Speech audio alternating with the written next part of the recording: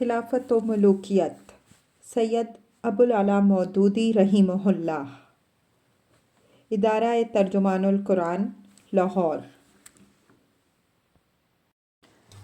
باب پنجم، خلافت اور ملوکیت کا فرق۔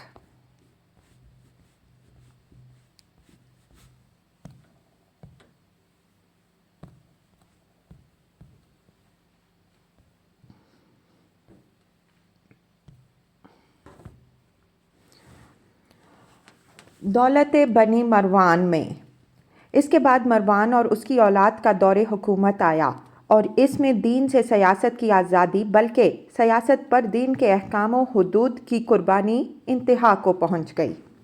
عبد الملک بن مروان اگرچہ بڑے درجے کے فقہاء میں سے تھا۔ بادشاہت سے پہلے اسے مدینہ میں حضرت سعید بن مسیب، عروہ بن زبیر اور قبیصہ بن ذؤیب کے مرتبے کا فقیہ سمجھا جاتا تھا، اور یزید کے زمانے میں اس نے کعبہ پر سنگ باری کے خلاف سخت ناراضگی کا اظہار کیا تھا، مگر جب وہ خود خلیفہ ہوا تو اس نے حضرت عبداللہ بن زبیر رضی اللہ عنہ کے خلاف جنگ کے لیے حجاج بن یوسف کو مکہ بھیج دیا۔ اس ظالم نے عین حج کے زمانے میں مکہ معظمہ پر چڑھائی کی، جبکہ زمانہ جاہلیت میں کفار و مشرکین بھی جنگ سے ہاتھ روک لیتے تھے۔ کوہ ابو قبیس پر منجنیقین لگا کر خانہ کعبہ پر سنگ باری کی۔ حضرت عبداللہ بن عمر رضی اللہ عنہ کے سخت اصرار پر یہ سنگ باری صرف اتنی دیر کے لیے روکی گئی کہ باہر سے آئے ہوئے حجاج طواف و سعی کر لیں، لیکن نہ اس سال کے حج میں مکہ کے لوگ منی اور عرفات جا سکے اور نہ خود حجاج کی فوج کے لوگ طواف و سعی کر سکے۔ باہر سے آنے والوں نے جب طواف زیارت کر لیا تو حجاج نے اعلان کیا کہ سب حاجی نکل جائیں اور از سر نو سنگ باری شروع کر دی۔ پھر فتح کے بعد جو کچھ عبداللہ بن زبیر رضی اللہ عنہ، عبداللہ بن صفوان اور عمارہ بن حزم کے سروں اور ان کی لاشوں کے ساتھ کیا گیا، اس کا ذکر ہم پہلے کر چکے ہیں۔ عبد الملک اور اس کے بیٹے ولید کے زمانے کی سب سے بڑی لعنت حجاج کی گورنری تھی، جسے 20 سال تک ظلم و ستم کی کھلی چھوٹ ملی رہی۔ اگرچہ کوئی انسان بھی دنیا میں مجسم شر نہیں ہوتا، اور حجاج بن یوسف بھی خیر سے بالکل خالی نہ تھا۔ قرآن پر اعراب لگوانا اس کی وہ نیکی ہے جس کی تعریف رہتی دنیا تک کی جائے گی۔ سندھ کی فتح بھی اسی کے کارناموں میں سے ہے، جس کی بدولت آج اس سرزمین میں اللہ کا نام لینے والے پائے جاتے ہیں۔ مگر کسی شخص کی ساری نیکیاں بھی ایک مومن کے قتل ناحق کی ہم وزن نہیں ہو سکتیں، کجا کہ وہ ظلم و ستم جس کا ارتکاب اس نے اپنے طویل دور حکومت نے کیا۔ مشہور امام قرات عاصم بن ابی النجود کہتے ہیں کہ اللہ کی حرمتوں میں سے کوئی حرمت ایسی نہیں رہ گئی جس کا ارتکاب اس شخص نے نہ کیا ہو۔ حضرت عمر بن عبدالعزیز کہتے ہیں کہ اگر دنیا کی تمام قومیں خباثت کا مقابلہ کریں اور اپنے اپنے سارے خبیث لے آئیں تو ہم تنہا حجاج کو پیش کر کے ان سب پر بازی لے جا سکتے ہیں۔ حضرت عبداللہ بن مسعود رضی اللہ عنہ کو وہ سردار منافقین کہتا تھا۔ اس کا قول تھا کہ اگر ابن مسعود رضی اللہ عنہ مجھے مل جاتے تو میں ان کے خون سے زمین کی پیاس بجھا دیتا۔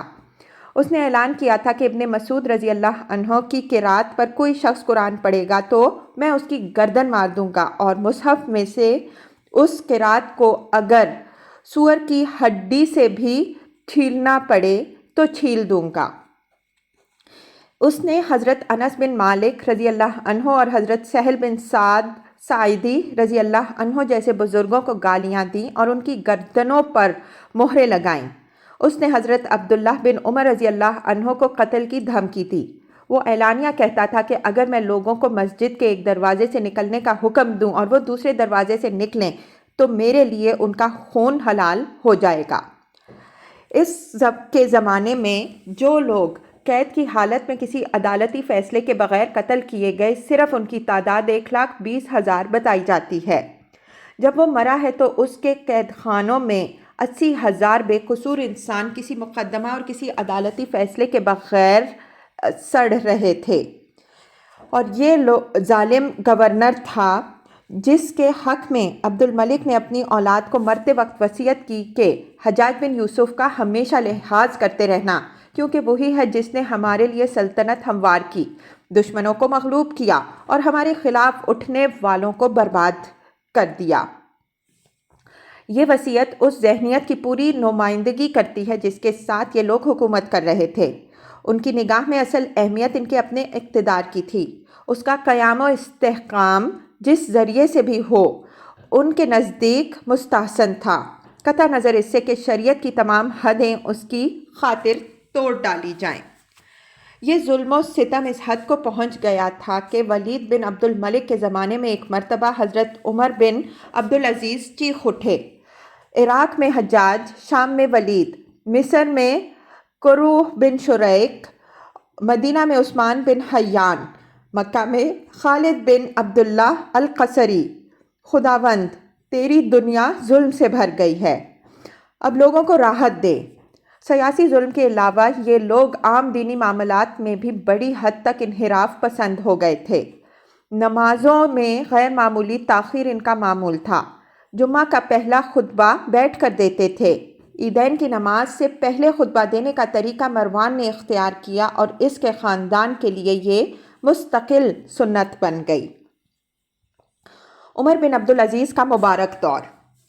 بنی امیہ کی حکومت کے پورے 92 سالہ دور میں حضرت عمر بن عبدالعزیز کی خلافت کے 2.5 سال تاریکی میں روشنی کی حیثیت رکھتے ہیں۔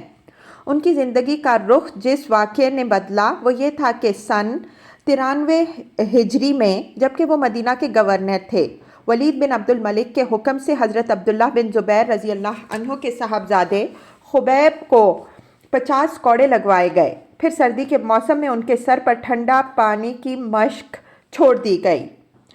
پھر ان کو دن بھر مسجد نبوی کے دروازے پر کھڑا رکھا گیا۔ آخر کار اسی وجہ سے ان کا انتقال ہو گیا۔ یہ ایک صریح ظلم تھا اور ایک قطعاً غیر شرعی سزا تھی جس کا ارتکاب گورنر کی حیثیت میں عمر بن عبدالعزیز کو کرنا پڑا، مگر اس کے بعد انہوں نے گورنری سے استعفیٰ دے دیا اور ان پر سخت رنج اور خوف خدا مسلط ہو گیا۔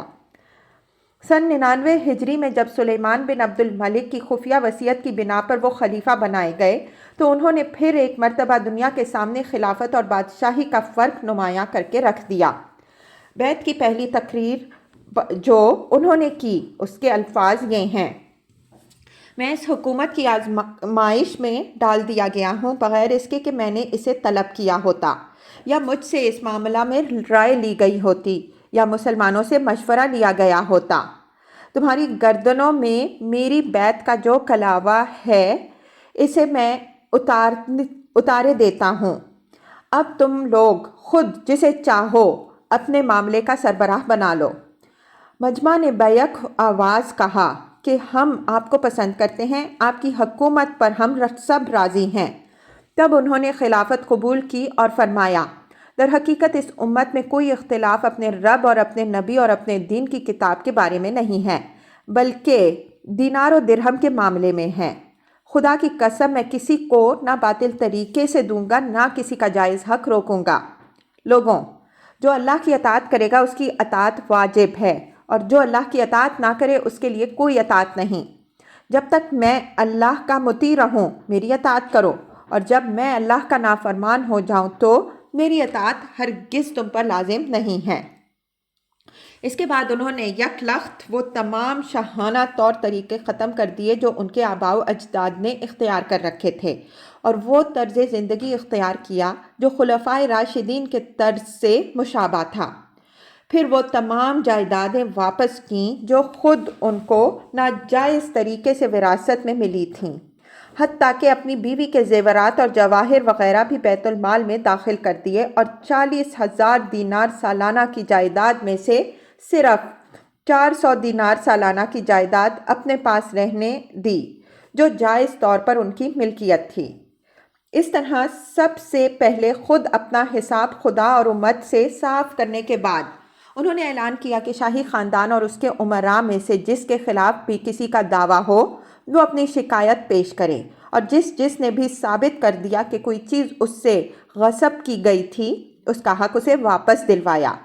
اس پر بنی امیہ کے گھروں میں کوہرام مچ گیا اور انہوں نے عمر بن عبدالعزیز کی پھپھی فاطمہ بنت مروان کو، جس کا وہ بہت ادب لحاظ کرتے تھے، ان کے پاس بھیجا تاکہ وہ انہیں اس کام سے روکے، مگر انہوں نے اس کو جواب دیا کہ جب فرمانروا کے اپنے عزیز قریب ظلم کریں اور فرمانروا اس کا ازالہ نہ کرے تو وہ دوسروں کو کیا منہ لے کر ظلم سے روک سکتا ہے۔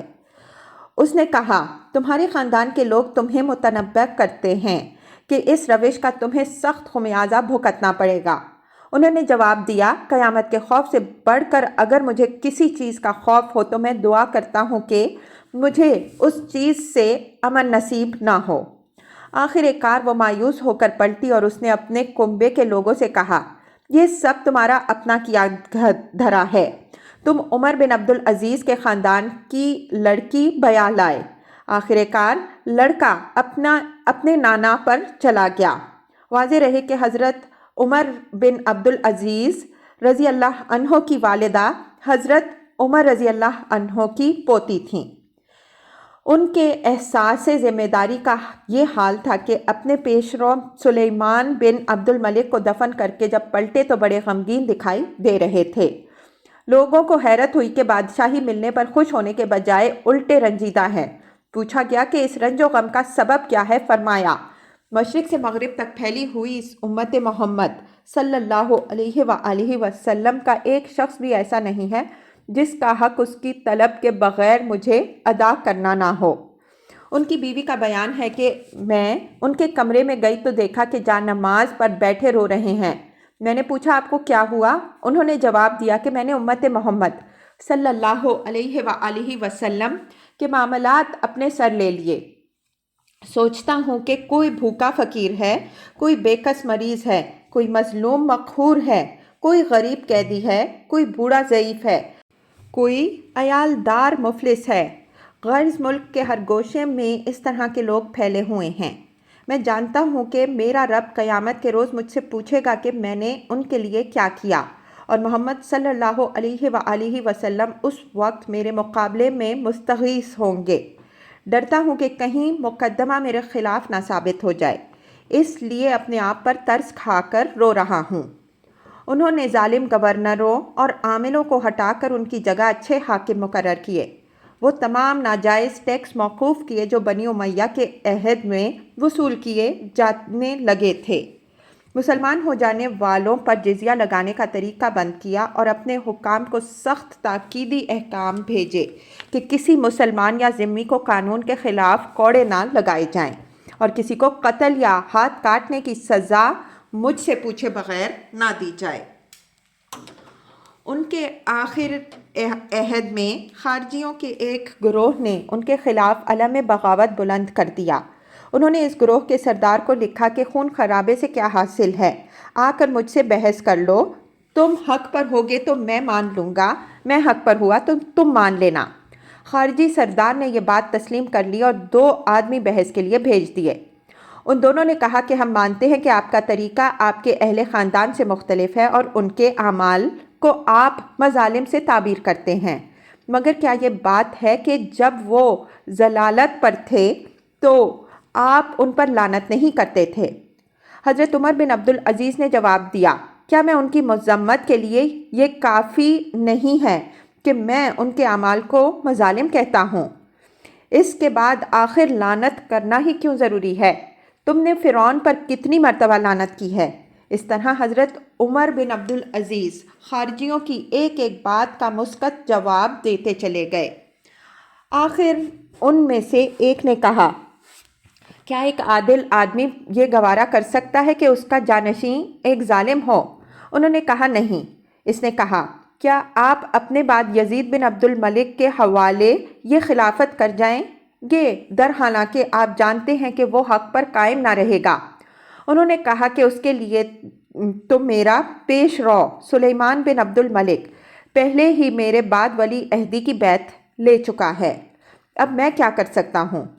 اس نے کہا، کیا آپ کے خیال میں وہ شخص جس نے آپ کے بعد یزید بن عبد الملک کو نامزد کیا ہے اسے ایسا کرنے کا حق تھا اور اس کا یہ فیصلہ برحق ہے؟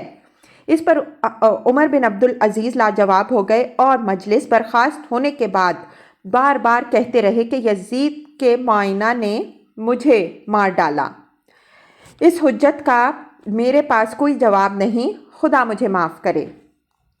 یہی وہ واقعہ ہے جس کے بعد بنی امیہ کو یہ خطرہ پیدا ہو گیا کہ اب یہ خاندانی بادشاہت بھی ختم کر کے چھوڑیں گے اور خلافت کو شورا کے حوالے کر جائیں گے۔ اس کے تھوڑی مدت بعد ہی انہیں زہر دے کر ہلاک کر دیا گیا اور پھر وہی سب کچھ ہونے لگا جو پہلے سے ہوتا چلا آ رہا تھا۔ دولت بنی عباس۔ بنی امیہ کی حکومت سندھ سے لے کر اسپین تک دنیا کے ایک بہت بڑے حصے میں کمال درجہ دبدبے کی حکومت تھی، اور بظاہر اس کی طاقت کو دیکھ کر گمان نہ ہو سکتا تھا کہ یہ کسی کے ہلانے سے ہل سکے گی، لیکن جس طرز پر وہ چل رہی تھی اس کی وجہ سے بس گردنیں ہی اس کے آگے جھکی ہوئی تھیں، دلوں میں اس کی کوئی جڑ نہ تھی۔ اسی لیے پوری ایک صدی بھی نہ گزری کہ عباسیوں نے نہایت آسانی سے ان کا تختہ الٹ دیا، اور جب وہ گرے تو کوئی آنکھ ان پر رونے والی نہ تھی۔ عباسیوں کے وعدے۔ نئے مدعیان خلافت جس وجہ سے کامیاب ہوئے وہ یہ تھی کہ انہوں نے عام مسلمانوں کو یہ اطمینان دلایا تھا کہ ہم خاندان رسالت کے لوگ ہیں، ہم کتاب و سنت کے مطابق کام کریں گے اور ہمارے ہاتھوں سے حدود اللہ قائم ہوں گی۔ ربیع الثانی 132 ہجری میں جب صفاح کے ہاتھ پر کوفہ میں خلافت کی بیعت ہوئی تو اس نے پہلی تقریر میں بنی امیہ کی زیادتیاں بیان کرنے کے بعد کہا، میں یہ امید رکھتا ہوں کہ جس خاندان سے تم کو خیر ملی تھی اس سے ظلم و ستم، اور جہاں سے تم کو صلاح ملی تھی وہاں سے فساد تم نہ پاؤ گے۔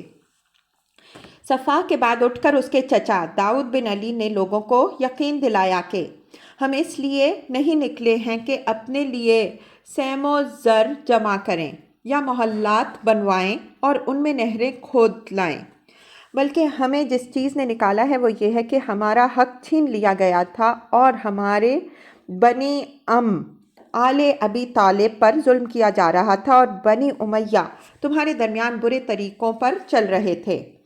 انہوں نے تم کو ذلیل و خوار کر رکھا تھا اور تمہارے بیت المال میں بے جا تصرفات کر رہے تھے۔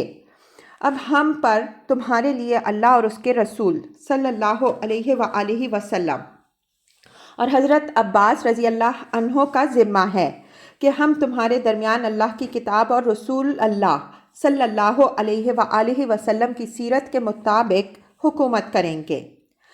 لیکن حکومت حاصل ہونے کے بعد کچھ زیادہ مدت نہ گزری تھی کہ انہوں نے اپنے عمل سے ثابت کر دیا کہ یہ سب کچھ فریب تھا۔ ان کا عمل۔ بنی امیہ کے دارالسلطنت دمشق کو فتح کر کے عباسی نوجوانوں نے وہاں قتل عام کیا جس میں 50,000 آدمی مارے گئے۔ 70 دن تک جامع بنی امیہ گھوڑوں کا استبل بنی رہی۔ حضرت معاویہ رضی اللہ عنہ سمیت تمام بنی امیہ کی قبریں کھود ڈالی گئیں۔ ہشام بن عبد الملک کی لاش قبر میں صحیح سلامت مل گئی تو اس کو کوڑوں سے پیٹا گیا، چند روز تک اسے منظر عام پر لٹکائے رکھا گیا اور پھر جلا کر اس کی راکھ اڑا دی گئی۔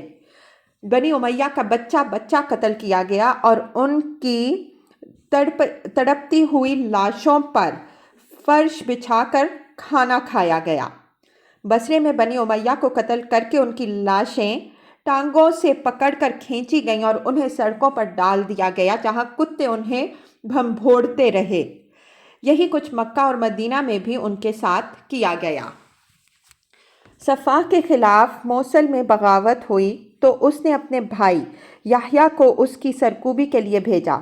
یحییٰ نے اعلان کیا کہ جو شہر کی جامع مسجد میں داخل ہو جائے گا اس کے لیے امان ہے۔ لوگ ہزاروں کی تعداد میں وہاں جمع ہو گئے۔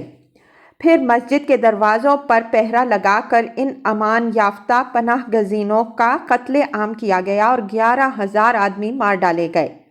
رات کو یحییٰ نے ان عورتوں کی آہ و بکا کا شور سنا جن کے مرد مارے گئے تھے۔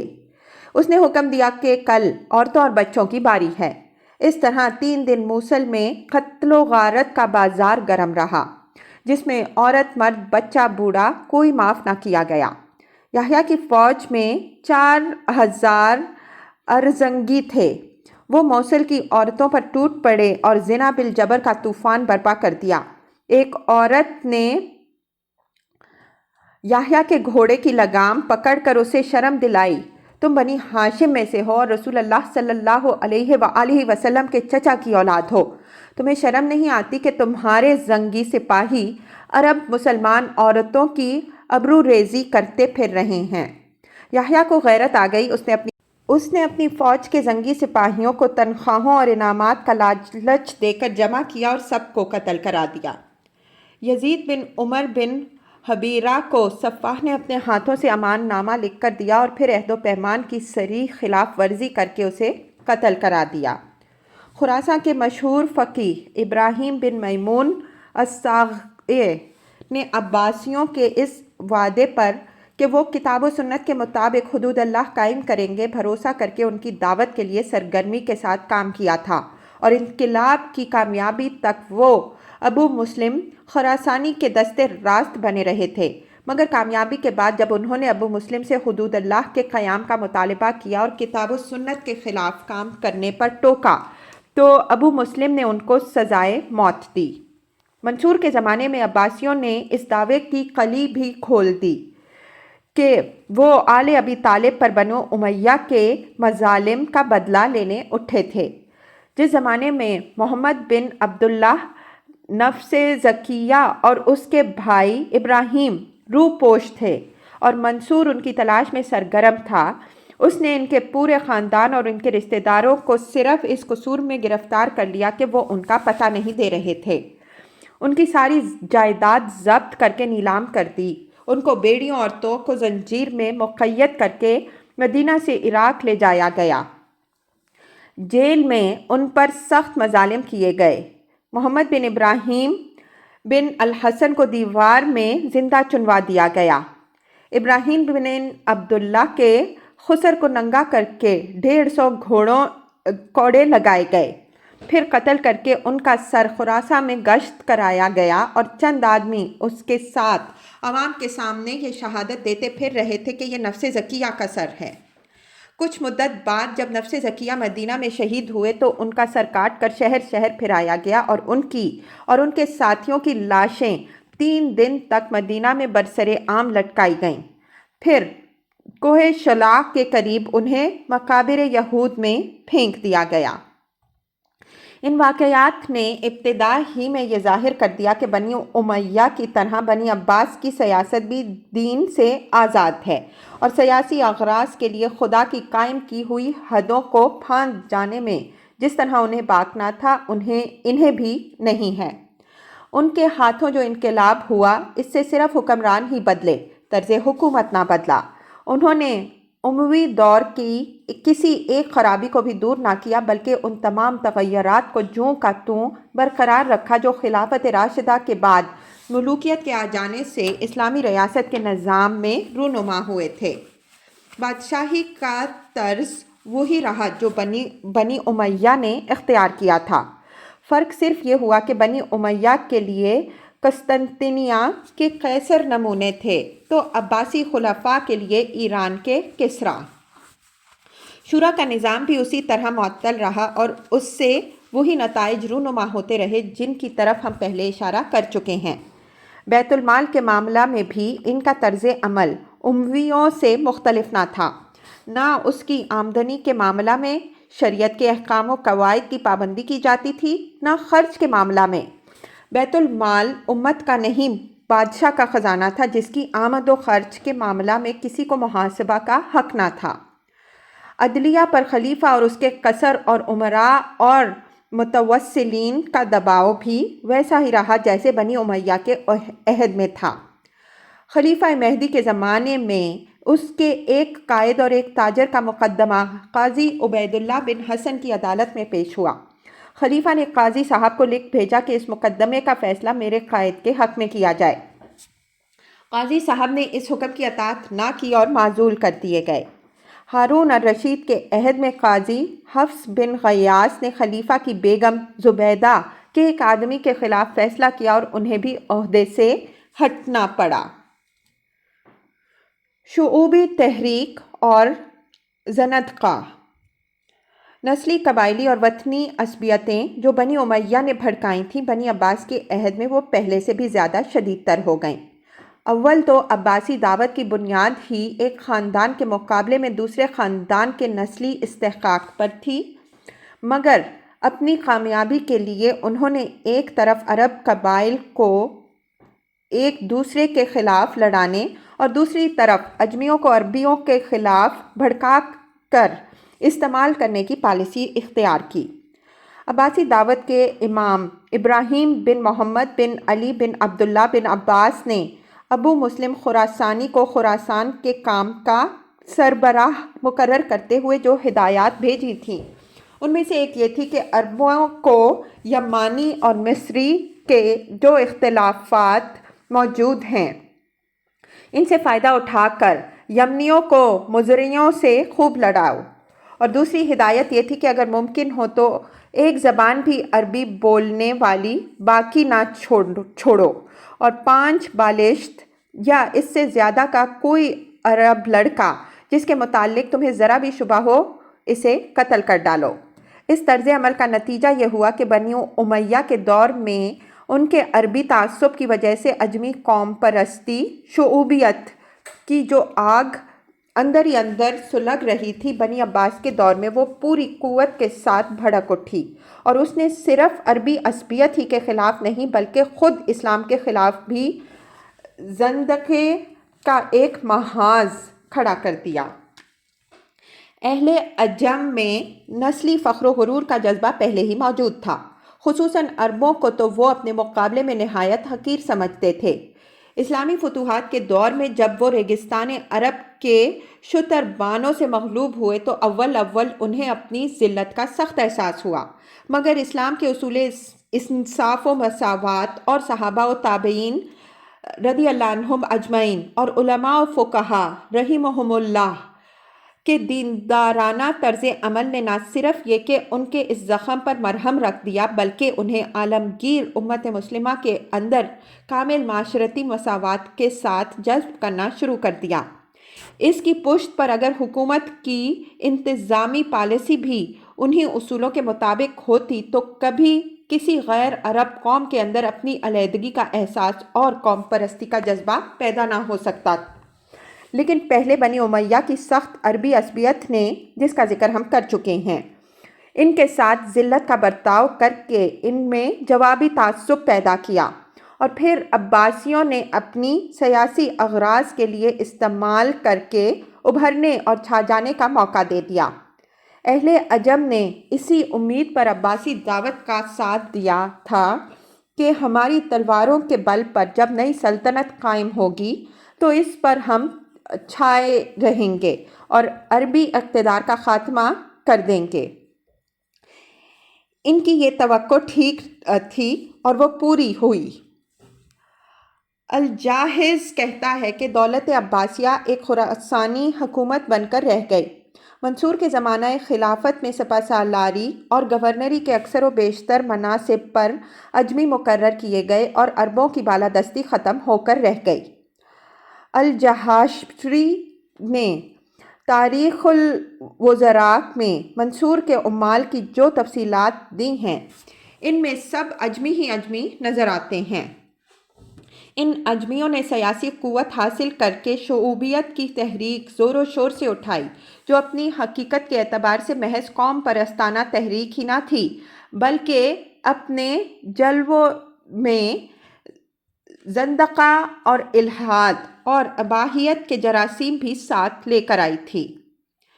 اس شعوبی تحریک کا آغاز تو اس بحث سے ہوا کہ عربوں کو اجمیوں پر کوئی فضیلت حاصل نہیں، لیکن بہت جلدی اس نے عربوں کی مخالفت کا رنگ اختیار کر لیا اور عرب کی مذمت میں حتیٰ کہ قریش سمیت ان میں سے ایک ایک قبیلے کی مذمت میں کتابیں لکھی جانے لگیں جن کا تفصیلی ذکر ابن ندیم کی فہرست میں موجود ہے۔ معتدل قسم کے شعوبی تو اس سے آگے نہ بڑھے مگر اس گروہ کے انتہا پسند لوگ عربوں سے گزر کر خود اسلام پر حملے کرنے لگے اور اجمی امراء وزراء کتاب सेक्रेटरीज और फौजी कायदीन ने दरपरदा उनकी हिम्मत अफजाई की। अल-जाहिज़ कहता है कि बहुत से लोग जिनके दिलों में इस्लाम के ख़िलाफ़ शुकूक पाए जाते थे, उनके अंदर ये बीमारी शूबियत की राह से आई है। वो इस्लाम से इसलिए बेजार हैं कि अरब इस दीन को लाए थे। इन लोगों ने मानी, ज़रदश्त और मुस्तक के मज़ाहिब व अक़ायद को ज़िंदा करना शुरू किया। उन्होंने अजमी तहज़ीब और निज़ाम सियासत व मुल्कदारी के फ़ज़ाइल बयान करने शुरू किए। उन्होंने शेर व अदब के पर्दे में फ़िस्क़ व फ़ुजूर और अखलाक की बेक़ैदी की तबलीग शुरू की। दीन और उसके हुदूद का मजाक उड़ाया, शराब व शाहिद की तरफ दावत दी, ज़ुहद तक़वा पर फब्तियाँ कसीं, आखिरत और जन्नत व दोज़ख की बातें करने वालों को तज़हीक का निशाना बनाया और उनमें से बाज़ ने झूठी हदीसें घड़ घड़ कर फैलाईं ताकि मुसलमानों का दीन ख़राब करें। चुनाचे एक ज़ंदीक इब्ने अबी अल-गौजा जब गिरफ़्तार किया गया तो उसने एतराफ़ किया कि मैंने 4000 ऐसी हदीसें घड़ी हैं जिनमें हराम को हलाल और हलाल को हराम किया है और अहकाम इस्लामी में रद्दो बदल कर डाला है। मंसूर के ज़माना में कूफे के गवर्नर मोहम्मद बिन सुलेमान बिन अली ने इसको मौत की सज़ा दी।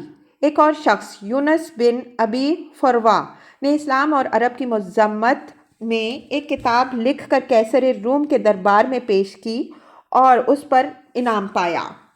अल-जाहिज़ अपने रसाइल में अजमी कातिबों, हुकूमत के सेक्रेटरियों की एक कसीर तादाद का हाल ये बताया है कि ये लोग कुरान की तरतीब पर तान करते हैं और कहते हैं कि इसमें तनाकुस है, अहादीस को झुटलाते हैं और उनकी सेहत में शुकूक पैदा करते हैं।